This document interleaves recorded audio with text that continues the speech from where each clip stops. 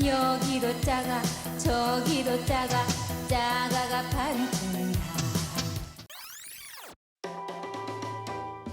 여러분은 내가 먹어보고 알고 있던 음식이 사실은 전혀 엉뚱한 방법으로 만든 것이었다면 어떤 기분이 들 것 같으세요? 마치 영화 설국열차의 단백질 블록을 만든 재료가 바퀴벌레였다는 걸 알았을 때 사람들이 보인 반응과 비슷한 느낌이겠죠? 최근 유럽에서는 중국인이 만든 모양만 한식 흉내를 낸 짜가가 버젓이 한식으로 둔갑하는 일을 종종 본다고 하는데요. 중국인 친구 때문에 한식에 질색하다가 한국에 와서야 속았다는 걸 알고 분노하는 외국인의 이야기, 어떤 내용인지 함께 볼까요? 거짓말도 100번 반복하면 진실이 된다는 말이 있죠? 그 말처럼 계속 뻔뻔하게 거짓말을 우기는 걸 들으면 어느새 그럴듯하게 들리면서 가스라이팅이 되는 경우가 있어요. 바로 내가 그 피해자 중 하나였답니다.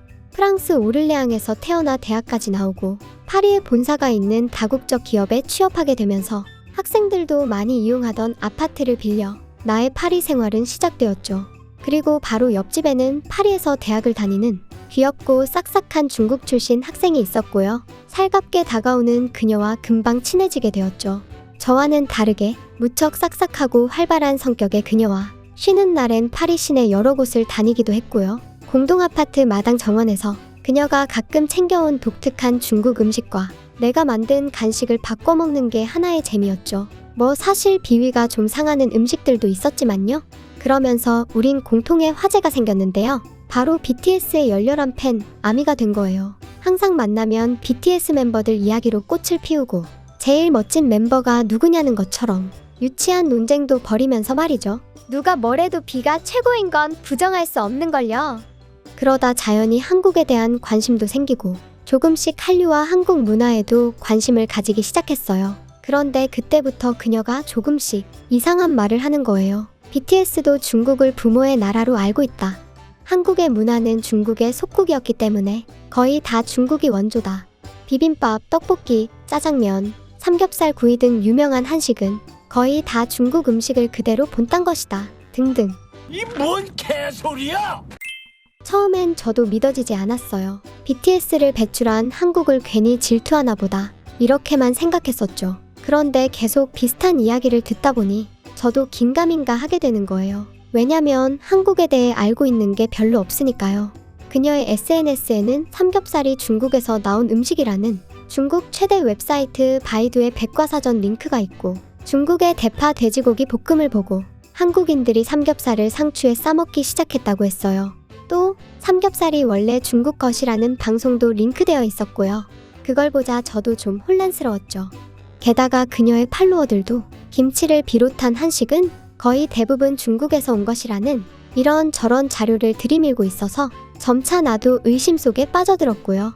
결정적으로 그녀가 데리고 간 파리 23구의 한식당에도 중국인 요리사가 전문적으로 한식을 만들고 있었고요. 종업원도 모두 중국인이었죠. 거기서 먹은 전주식 비빔밥의 맛은 글쎄요. 그렇게 유명하다던 음식이 제 입맛엔 영 아니었어요. 볶은 쌀에 김치와 불고기, 야채가 들어가 있었는데요. 전부 기름을 많이 써서 볶았는지 많이 느끼했고요. 무엇보다 이상한 향신료 냄새가 속을 거북하게 했어요. 그녀는 내게 말했죠. 한식은 중국 음식을 따라했기 때문에 원조인 중국 음식 맛에 한참 못 미치는 게 당연한 거야. 라고요. 잡채도 그렇고 몇 가지 먹어보니 그렇게 끌리진 않더라고요. 시간이 좀 지나고 그녀도 중국으로 돌아가게 되었죠. 2년여를 매일 인사하던 친구가 떠나니 많이 아쉬웠어요. 그러다가 마침 회사에서 아시아 시장 파견 직원을 몇 명 배치할 거니까 신청을 받고 있다고 하더라고요. 전 친구가 있는 중국 쪽으로 가길 원했지만 그쪽은 TO가 없어서 한국이나 태국으로 가게 될 거라고 했어요. 아마 이전 같으면 BTS의 나라 한국을 가려 했겠지만 중국 친구에게 그동안 들은 말이 있어 선뜻 내키지 않더라고요. 한식은 정말 내 입맛에 안 맞아 힘들 것 같은데 한국에 가면 매일 프랑스 음식만 찾아다니기가 쉽지 않을 텐데 이런 부분도 고민하게 만드는 요소였죠. 이런 상황을 SNS 메신저로 중국으로 돌아간 친구에게 이야기했더니 그녀는 놀라면서 절대 가지 말라고 하더군요. 한국 사람들은 죄다 도둑이라 물건을 함부로 훔치고 여자들을 덮치는 남자들 때문에 거리에 다니지도 못한다고요. 이미 제가 가는 것으로 결정되었기 때문에 걱정이 많이 앞서게 되었어요. 그렇게 떠난 한국에서의 첫걸음부터 당혹스러움을 감출 수 없었죠. 인천공항에 내리자마자 미래사회 같은 한국의 모든 것들이 나를 압도했고 서울은 마치 SF 영화에 나오는 도시 같아 보였어요. 게다가 프랑스에선 꿈도 못 꿀 스마트 버스 정류장이나 깨끗하고 세련되고 너무나 청결한 지하철의 모습은 내가 걱정한 게 뭐였던가 싶더라고요. 슬슬 중국인 친구의 말이 의심되기 시작했고요. 결정적인 건 한국에 있는 프랑스 동료들과 처음 함께 한 저녁 식사 자리였죠. 그들은 한국에 왔으니 일단 비빔밥과 삼겹살부터 먹어봐야 한다고 했거든요. 저는 말했어요. J'ai entendu dire que le samgyeopsal est à l'origine un aliment chinois, mais pourquoi est-il si célèbre en Corée? 삼겹살은 원래 중국 음식이라고 들었는데 어째서 한국에서 그렇게 유명한 거죠? 순간 정적이 흐르다가 전부 웃음을 터뜨리지 뭐예요? 난 무척 당황했어요. 그러자 동료 하나가 Igné. 그거 중국인한테 들었죠? 라고 하는 거예요. 그러면서 중국인들은 한국 것 중에 좋은 건 전부 자기네 거라고 우긴다니까요. 이러는 말에 내 의심은 확신으로 바뀌었죠. 그래서 난 중국인 친구와 먹은 한식 이야기를 했어요. 그랬더니 또다시 다들 폭소를 터뜨리는 거예요. 난 얼굴이 새빨개졌고 너무 창피해서 얼굴을 들 수가 없었죠. 동료들은 일단 먹어보면 알게 될 거라고 하면서 잘 구워진 삼겹살을 내게 건네줬어요. 아, 그 고소함과 뭐라 말할 수 없는 향. 그리고 쌈과 함께 입에서 조화되는 맛. 이렇게 고기를 먹는 방법이 있다는 게 너무 놀라웠죠. 미식의 나라 프랑스에서도 이런 맛의 고기는 없었는걸요. 그런 내 표정을 흐뭇하게 보던 동료 하나가 비빔밥을 손수 비벼 내게 건넸죠. 난 한 입 먹자마자 여러 가지 맛이 섞여 있지만 입안에서 담백하고 깔끔하게 조화가 되는 것이 너무 신기했어요. 그런 한편으론 배신감에 화가 치밀더라고요. 이게 진짜 비빔밥인 거죠? 내가 먹은 건 전부 기름에 볶아서 엄청 느끼했었는데. 동료들도 중국인이 만드는 한식당이 프랑스에 꽤 있다는 걸 알고 있었어요. 그래서 나처럼 한국에 와서 먹어보고야 가짜 한식이라는 걸 알게 되었다고 했죠. 한국 오기 전까지 내 걱정은 그날로 씻은 듯이 날아가 버렸답니다. 이런 고기라면 난 매일 저녁마다 삼겹살을 먹을 수 있을 것 같았거든요. 그날 밤 중국인 친구에게 SNS로 글을 남겼어요. 너 왜 나한테 거짓말했어? 나 한국에 있어. 대답 좀 해봐. 라고요. 그때부터 지금까지도 그녀에겐 답장이 없었죠. 그 뒤로도 중국인 친구의 말이 전부 거짓이었다는 걸 하나하나 직접 체험하며 알게 되었어요. 한국에선 밤 12시에 여자 혼자 골목을 걸어가도 누구 하나 신경도 안 쓸 정도로 완벽한 치안을 자랑했고요. 한국 사람들은 누가 물건을 놔두고 가면 뛰어서 전해주고 아무 일 없다는 듯 가버리는 너무나 친절하고 매너 좋은 사람들이었어요. 중국인 친구가 물어보지도 않았는데 열심히 알려주던 한국의 부정적 모습들은 어디에도 없는 그녀의 머릿속에서 나온 악의적인 상상이었을 뿐이었죠. 내가 한국에 간다고 했을 때 기를 쓰고 뜯어말리던 이유가 있던 거예요. 모든 게 거짓말이었다는 게 들통나니까요. 그렇게 한국에서의 생활을 마치고 프랑스로 돌아온 나는 매주마다 진짜 한국인이 만든 진짜 한식을 먹으러 다니고 있죠. 프랑스에 있는 누구보다 한식에 대해 잘 알게 되었으니까요. 아쉽게도 한국보다는 몇 배 더 비싸지만 여기서 진짜 한식을 맛볼 수 있다는 게 어디겠어요? 아마 나도 한국을 다녀오지 않았다면 가짜 한식을 진짜로 알고 한국에 대해 부정적인 이야기를 전부 믿으며 편견 속에 살아갔겠죠? 그런 생각을 하면 정말 끔찍하네요. 한국에 온 후 모든 진실을 깨닫게 된 프랑스 출신 이네스 씨의 이야기였고요. 이와 비슷하게 중국인들이 SNS에 올리는 한국에 대한 왜곡된 험담 때문에 실제 한국에 와서 진실을 깨닫고 당황한 반응을 보이는 외국인들이 종종 있는데요. 재미있는 것 몇 가지 골라볼게요.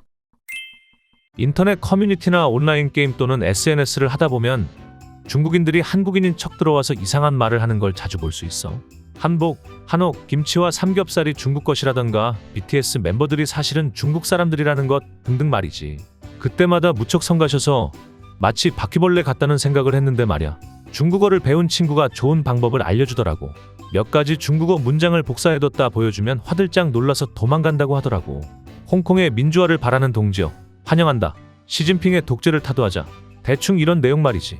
중국은 해외 인터넷 접속이 불법이기 때문에 만약 인터넷을 하다 저런 문장을 본 것이 걸리면 공안이 바로 잡아간다고 하더라고. 김치가 중국에서 만든 것이라고 주장하는 중국 유학생 때문에 골치가 아팠어요. 독일에서도 김치는 한국 것이라는 걸 모르는 사람이 거의 없는데 말이죠. 그들 이야기를 들어보면 일단 한국에서 좋아 보이는 건 전부 중국 것이라고 말해요. 그래서 대화가 더 이상 안 되고 중국인들끼리만 모여 다니는 이유인 것 같네요. 중국인들과 한국에 대해 이야기하면 꼭 나오는 말이 있어. 아주 입에 거품을 물고 욕을 하면서 한국인들이 감히 공자를 한국 사람이라고 우긴다. 이러는 건 말이야. 그런데 한국 사람들에게 이런 이야기를 하면 아 그래? 그러던지 말던지 하면서 공자가 뭔지 관심이 1도 없다는 걸 알 수 있어. 왜 한국인들은 신경도 안 쓰는데 자기들이 말을 지어내고 자기들끼리 열을 내는지 참 웃기는 일이야. 나도 한국에 오기 전 이태리에 있는 중국인에게 한국이 얼마나 안 좋은지 여러 이야기를 많이 들었죠. 자기가 5년 정도 살았는데 지옥이 따로 없었다나요? 한국에 오자마자 엉터리라는 걸 알았죠. 글쎄요, 중국에 가서 그 불결하고 무질서한 모습을 보고 나니 아마 한국이 부러워 열등감에 사로잡혀 한 말이라고 느꼈어요. 그래요, 부러움과 열등감이 지나치면 이런 부정적인 행동을 불러오는 거겠죠? 이미 세계 문화를 선도하는 존재가 된 한국의 모습을 바로 옆에서 지켜보고 있으려면 속이 쓰린 것도 이해는 가지만요. 애초에 한국 사람들은 중국을 비교 대상으로 치지도 않으니까 열심히 비방한다고 해서 그 효과가 있으려나 모르겠네요.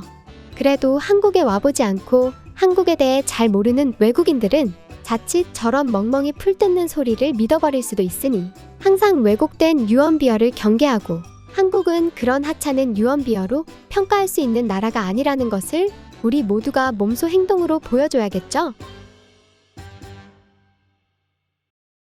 네, 제가 이야기 들으면서도 확 짜증이 났던 이네스 씨 이야기를 영상에 맞게 재구성해봤고요.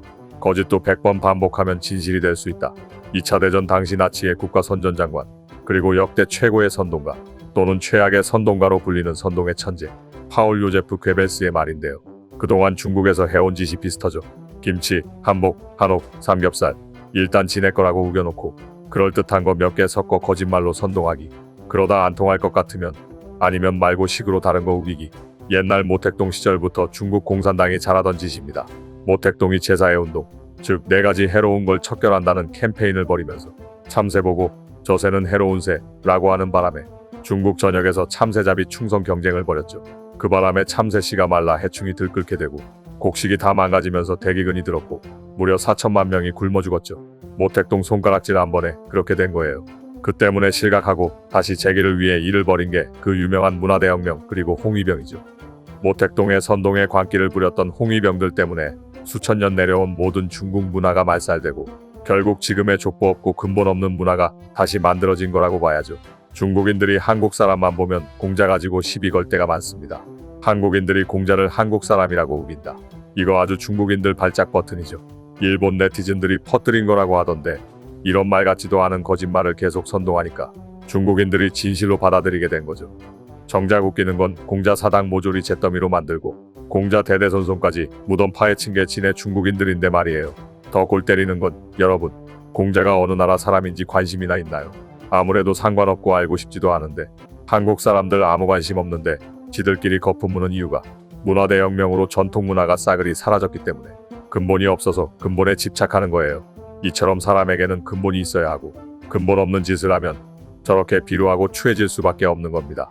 우리 한국이 지금 당당히 세계의 중심으로 뻗어나가면서 근본을 잊지 않아야 저런 도둑질을 막아낼 수 있다는 것, 우리 모두가 항상 경계하고 올바른 한국 문화를 널리 알려서 관심을 지속해 나가야 한다는 말을 끝으로 오늘 영상을 마무리하겠습니다.